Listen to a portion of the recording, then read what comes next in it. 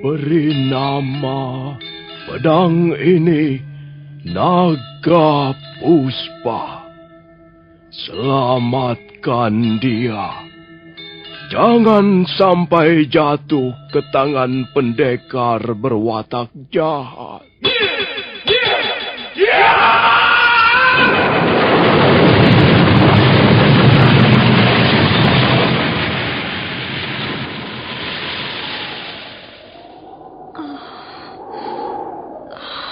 Kakang Kamandanu, kau masih juga tidak percaya bahwa aku mencintaimu. Mesin, maafkan aku, Mesin. Mesin, Mesin.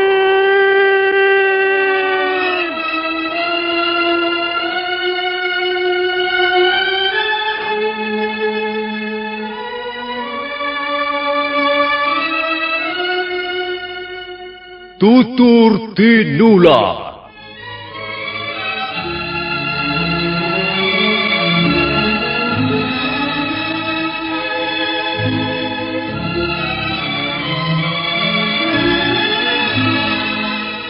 Sebuah sandiwara radio serial, produksi Sanggar Cerita dan Teater Sanggar Prativi.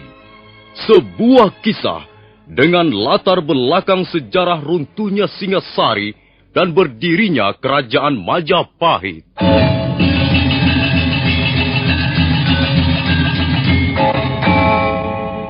Sandiwara ini didukung oleh pemain-pemain radio yang sudah ternama. Ferry Fadli, Ivone Rose, dan Eli Ermawati.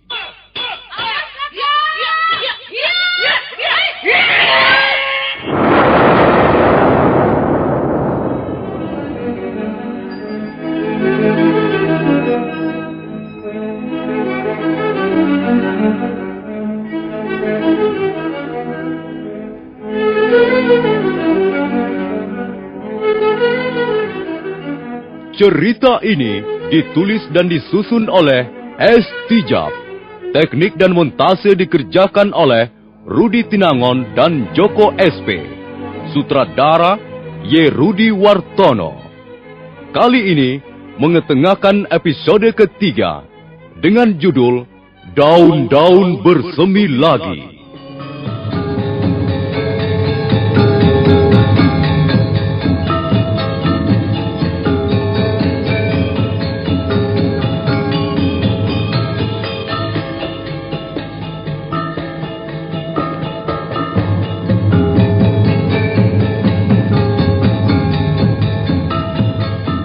Dalam seri yang ke-68 ini didukung oleh para pemain Edi Dosa sebagai Lo Sisan, Eli Ermawati sebagai Mesin, Haryoko sebagai Empu Renteng, M. Pratomo sebagai Kebo Kluyur, Idris Afandi sebagai Macan Kombang, Narto sebagai Adisara, dan pembawa cerita Nusri.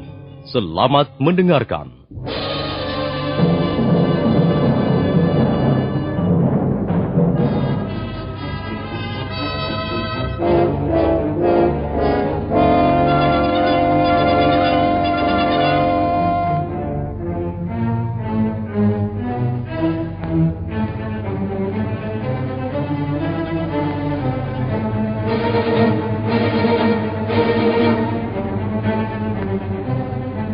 Mesin berdiri merapat ke pinggang pendekar Lo.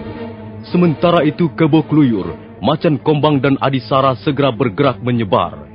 Sambil menimang-nimang senjata kala rantai, Kebo Kluyur mendekati pendekar Lo. Kalian orang asing. Jangan harap kalian sekarang bisa lolos dari sergapan kami. Apa kesalahan kami sehingga kalian mau menangkap kami? Kalian tidak perlu tahu apa kesalahan kalian. Ya. Kalau kalian mau menurut, tidak berusaha melawan, nah, itu akan jauh lebih baik. Kami harus tahu apa kesalahan kami. Kalau memang terbukti kami bersalah, kami tidak akan melawan. Kita manusia yang tentunya berbuat atas dasar hukum dan akal sehat. Kau tidak perlu banyak omong kosong orang asing. Pokoknya kamu menurut atau tidak. Kalau begitu sikap kalian, kami terpaksa menjawab tidak. Sampai kapanpun kami akan melawan penangkapan sewenang-wenang. Ayo, ada salah. Macan Kombang.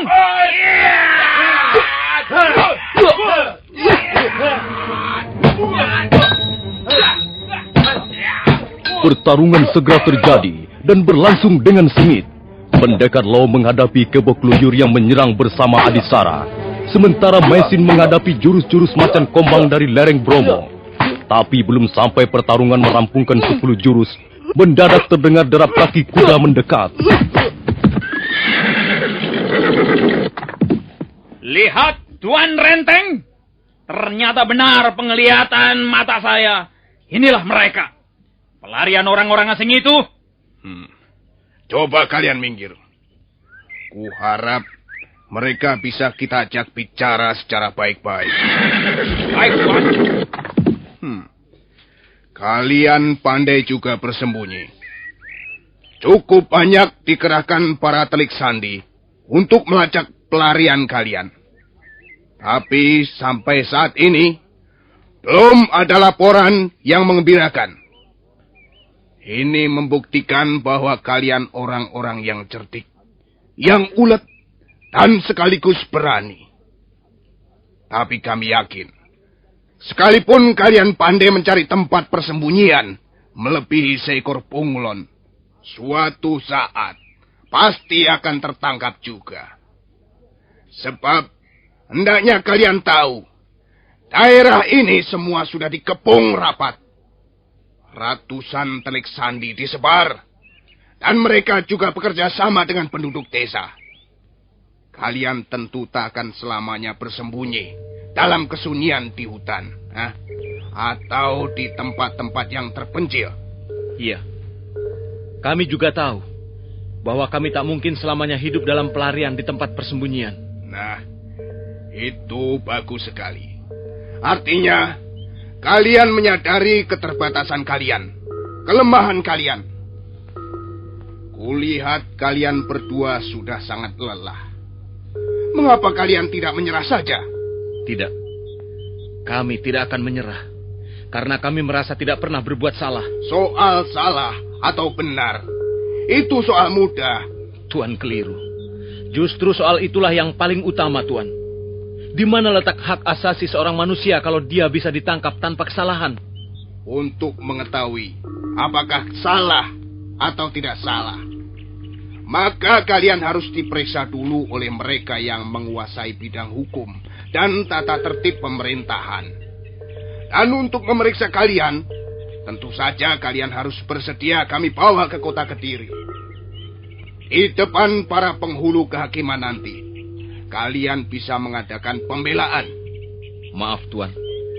Kami tidak bersedia. Kami keberatan. Mengapa? Kami tidak mempunyai jaminan. Tidak mempunyai perlindungan atas keselamatan jiwa kami. Aku yang menjamin. Aku yang akan melindungi kalian kalau memang kalian tidak bersalah. Tapi bagaimana kami bisa percaya pada janji dan perkataan Tuan? Sulit juga kalau begitu. Sebenarnya kalian ini siapa? Kalian berasal dari mana dan kalian mempunyai tujuan kemana? Namaku Lo Sisan. Dan ini istriku, Maisin. Kami datang dari negeri yang jauh, dari daratan Mongolia. Lalu, kemana arah dan tujuan perjalanan kalian? Maaf, Tuan. Soal itu terpaksa tidak bisa kami katakan. Loh, mengapa? Siapa tahu kami dapat membantu. Kalian pasti mempunyai satu tujuan tertentu. Kalian ingin menemui seseorang, bukan? Maaf. Kami terpaksa tidak bisa mengatakannya. Kalian mempunyai hubungan dengan pemerintah Singasari barangkali? Tidak. Dengan bekas pejabat pemerintah Singasari yang sekarang ini hidup dalam persembunyian barangkali? Kami tak berminat turut campur urusan-urusan negara. Kami ini orang-orang yang bebas. Lalu mengapa kalian berani datang ke Candi Sorabana dan mengintip pertemuan kami di sana? Atas perintah siapa itu? siapa junjunganmu sebenarnya? Sudah kami katakan, Tuan. Kami adalah orang-orang yang bebas. Kami tidak bekerja untuk golongan tertentu. Ya, terserah Tuan mau percaya atau tidak. Tapi saya sudah berkata yang sejujurnya. Baiklah. Kalian berhak untuk menentukan sikap. Tapi kami pun sedang menjalankan tugas dari pemerintah yang syah. Mau tidak mau, suka atau tidak suka, kami harus membawa kalian berdua ke kota Kediri. Sekarang juga. Kebo Kluyur, Adisara, Macan Kombang. Baik, Tuan.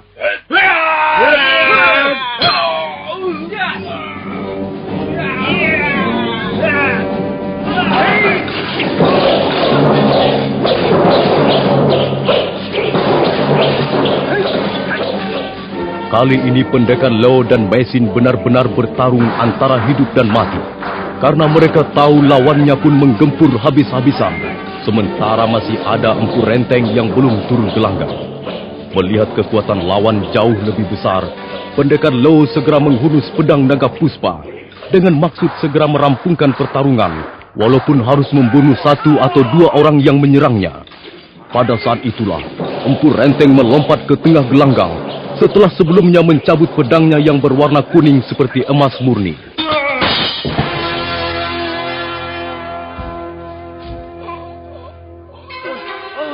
Macan Kombang kena, Tuan. Lihat. Lehernya mengucurkan darah segar.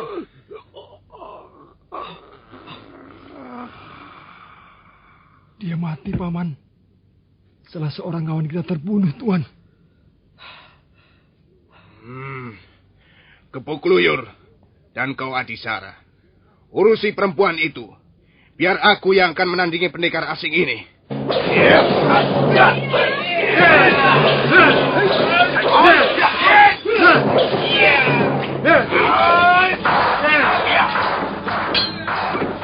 Pendekar Lo dengan gigih menahan serangan yang dilontarkan Empu Renteng dengan sambaran pedang kuningnya. Akan halnya Empu Renteng baru sekarang menyaksikan dan merasakan sendiri kehebatan pedang naga puspa yang berada dalam genggaman pendekar Lo.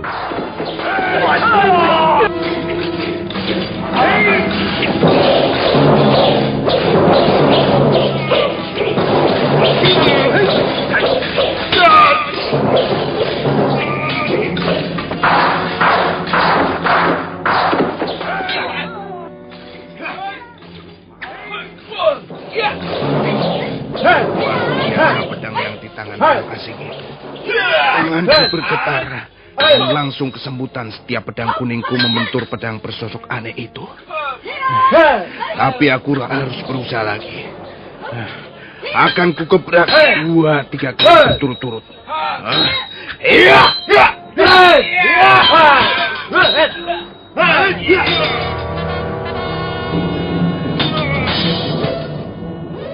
Sebenarnya pendekar Lo tidak merasa kesulitan untuk membendung arus serangan Empu Renteng yang terus mengalir bagaikan banjir bandang. Tapi dia justru sangat mengkhawatirkan keadaan istrinya. Maisin memang kelihatan kerepotan dan keadaannya makin lama makin payah. Mendadak Adisara dengan jurus setan rebutan Sacen yang ganas dan membingungkan menyerang dengan bertubi-tubi. Maisin menjadi gugup.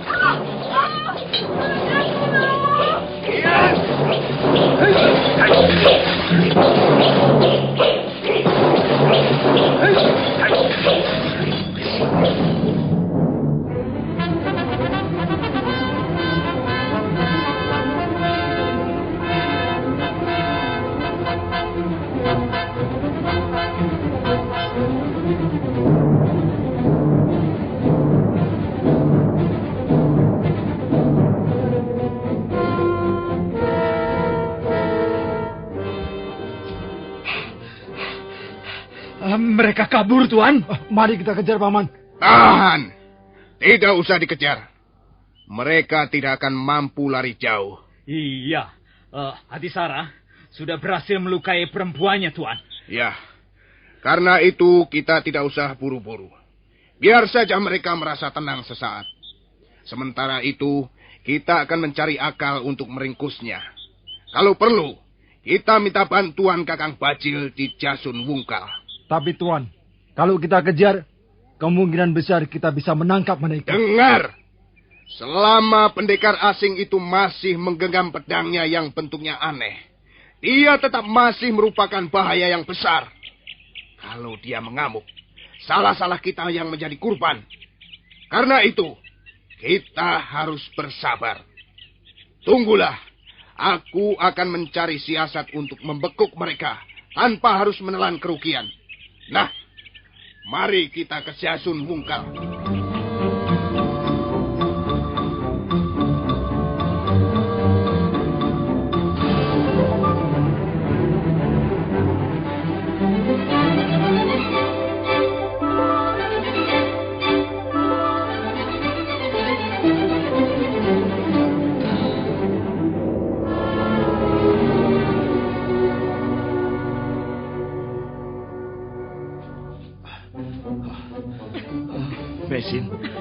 Mesin.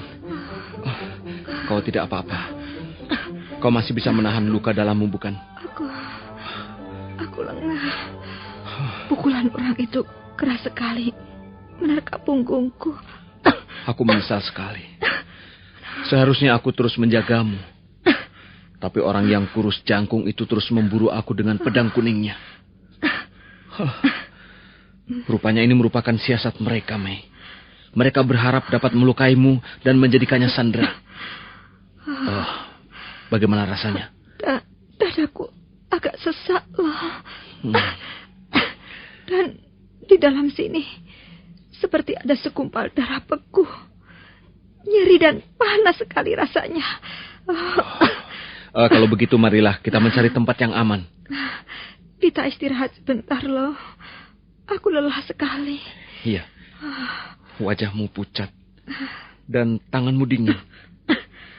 Coba kau tunggu sebentar ya. Kau mau kemana? Ya, barangkali di sekitar tempat ini ada air bersih. Kau harus minum. Kepalaku pusing sekali. Pandangan mataku menjadi kabur. Mesin.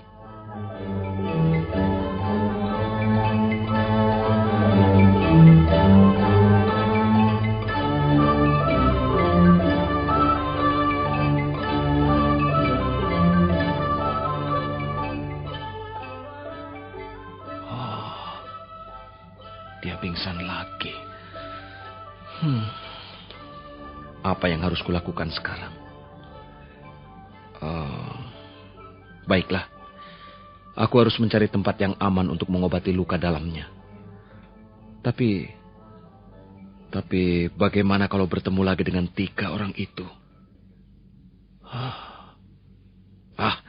Kalau memang demikian, apa boleh buat? Aku akan bunuh mereka semuanya. Akan kubunuh mereka semua dengan pedang naga puspa ini.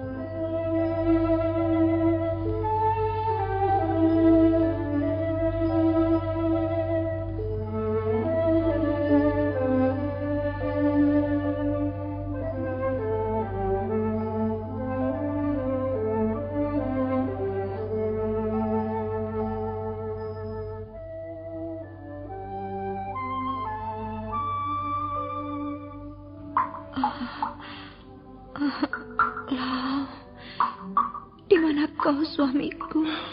Mesin, aku di sini, di sampingmu. Tempat apa ini? Mengapa rasanya dingin? Kita berada dalam sebuah goa. Entah goa apa namanya. Yang penting kita bisa istirahat dengan aman. Oh iya, bagaimana rasanya lukamu sekarang? Apakah aku pingsan tadi? Iya, kau pingsan. Aku seperti tertidur pula sekali. Iya, kau pingsan cukup lama. Oh iya, kau mau minum? Aku mendapatkan air bersih. Lihat, kutempatkan dalam sebuah daun. Ayo, minumlah. Minumlah barang seteguk, Mesin, supaya tubuhmu menjadi lebih segar. Ayo, minumlah.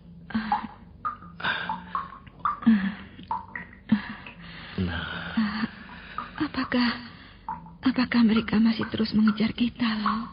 Mungkin saja begitu. Kau tahu sendiri bahwa pemerintah Kediri telah turun tangan, bukan? Dan mereka menyebarkan orang-orang ke segala penjuru desa. Oh, kalau begitu, kita telah menjadi musuh negeri ini. Tapi kurasa tidak. Buktinya masih kita temukan orang-orang yang bersikap baik.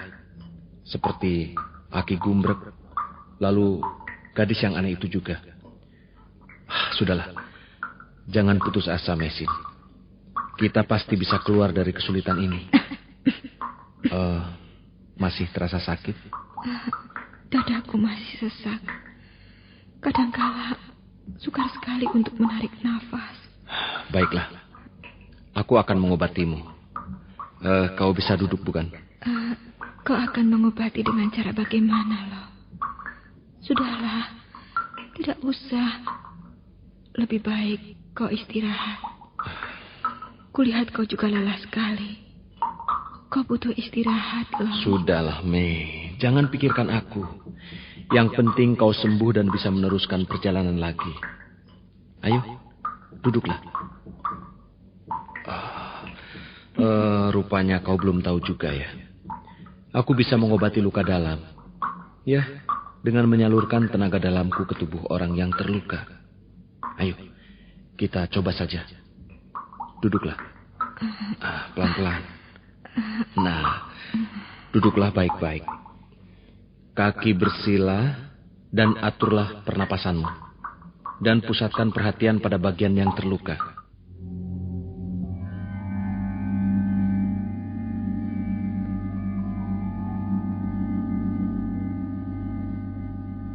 Pendekar Lo duduk di belakang mesin. Dia pun bersila. Napasnya turun naik teratur. Otot-otot leher dan wajahnya menegang. Itu pertanda dia sedang mengumpulkan tenaga dalamnya yang kemudian disalurkan ke bagian telapak tangan.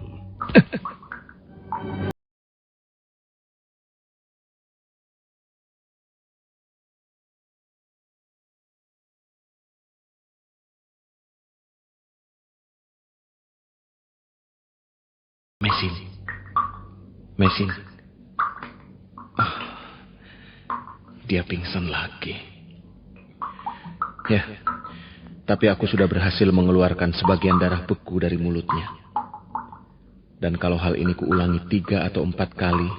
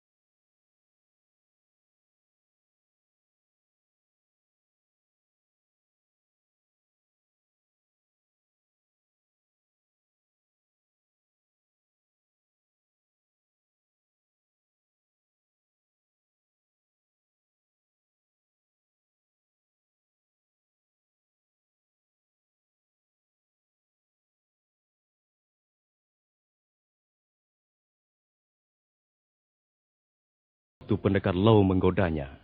nah, sekarang kau harus duduk kembali seperti kemarin. Aku akan mengobatimu lagi. Sudah tidak terasa sakit lagi, loh. Rasa nyerinya sudah lenyap. Tapi, Mesin, aku harus mengobatimu sekali lagi. Hal ini untuk menghindari gangguan darah beku yang mungkin masih tertinggal di sela-sela tulang igamu. Ayolah, duduklah, Mei.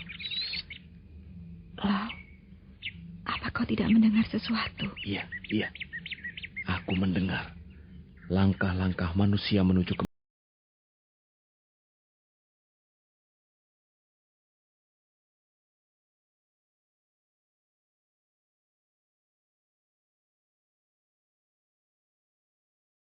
istrinya dan membawanya masuk lebih jauh ke dalam goa. Untuk sesaat mereka diam menunggu, dan memang langkah-langkah itu terdengar semakin jelas dan semakin dekat.